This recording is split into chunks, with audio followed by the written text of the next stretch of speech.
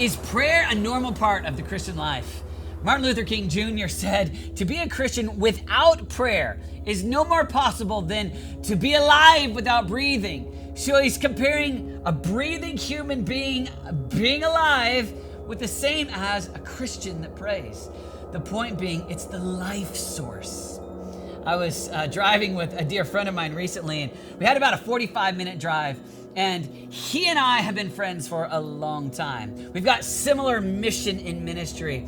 I was at his wedding. I know his family well. He knows my family really, really well. And so you've got shared history, and you've got shared mission, and you've got a lot of shared conversation in years past as we've traveled together. And so that 45-minute conversation was easy.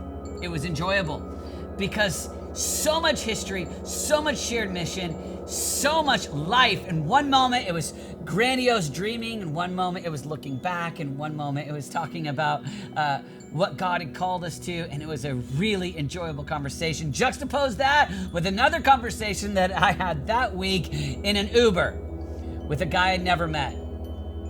As I asked him questions, we had very little in common. So no history, nothing in common, and really no mission vision the same of where he was taking his life and where I was taking mine. And conversation in that car was really hard. Sometimes I think it's pretty simple to just say, in our relationship with God, when we have his mission, his heart, we've been a part of what he's doing on planet Earth for a long time, then the conversation is easy and enjoyable and a delight. But when it's our own mission, when we haven't spent time in prayer in the past, when we're not looking towards what he wants, we're just looking towards what we want, it feels like we don't have much in common. And just like those two different car rides, one was easy and one was challenging. In your prayer life, if you can recognize that you have a Father that delights in you and loves you, and you enter into his house, his agenda, what he has for your life, you'll find prayer more enjoyable. And I think if you can see him as Father, it's big. Jesus did. Jesus says, our Father. He teaches us to pray, our Father. In fact, in the Sermon on the Mount in Matthew 6, he says, but when you pray, go into your room, close the door, and pray to your Father who is unseen. Then your Father who sees what is done in secret will reward you. And if you could open up your eyes to God as a Father, it will open up your heart to prayer. When you recognize a Father that loves, delights, and knows you, it will open up your heart to prayer. I like to think of it this way too, not just cars, but let's just go with me for a moment and think houses.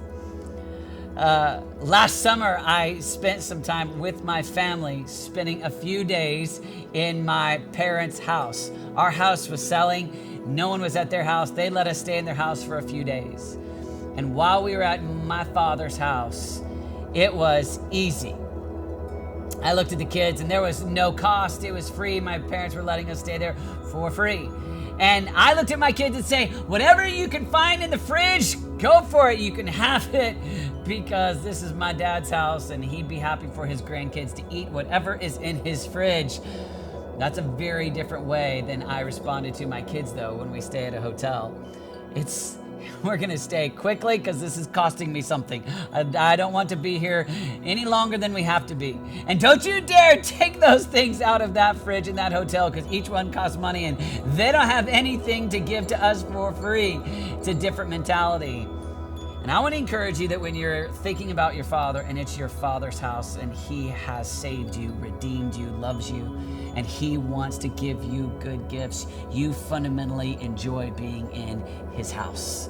You enjoy the conversation in the car, and prayer can be enjoyable. It can be a Father that loves to give good gifts. That's the kind of Father that you have. Open up your eyes and your heart to a Father, and you will start to enjoy prayer even more. I had a buddy that adopted a son from another country, and he adopted him, brought him into his home, and now he's had him for many years. And just recently, he and I were having a conversation, and he talked about his adopted son. And when he adopted his son, he didn't know English, and his son entered into the family. And as my friend years later talks about his boy, there is a smile on his face.